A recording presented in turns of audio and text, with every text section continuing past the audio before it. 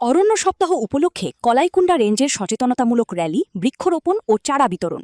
কলাইকুণ্ডা রেঞ্জের উদ্যোগে প্রতি বছরের মতো এবছরও পালিত হচ্ছে অরণ্য সপ্তাহ।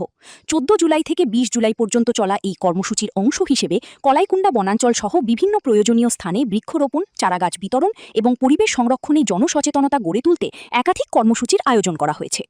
অরণ্য সপ্তাহ উপলক্ষে এদিন জনসাধারণকে সচেতন করতে একটি বর্ণাঢ্য র্যালির আয়োজন করা হয়। র্যালিতে বিভিন্ন স্বেচ্ছাসেবী সংস্থা, এনজিও এর প্রতিনিধিরা এবং যৌথ বন পরিচালন কমিটির সদস্যরা অংশগ্রহণ করেন। মূলত খড়গপুর লোকাল থানার ভালুকমাচা ও মাকরবিন্দা গ্রামে বৃক্ষরোপণ কর্মসূচি অনুষ্ঠিত হয়।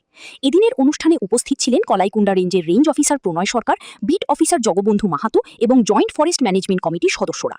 বন দপ্তরের পক্ষ থেকে পরিবেশ রক্ষা, বন সংরক্ষণ এবং অধিক সংখ্যায় গাছ লাগানোর আহ্বান জানানো হয়।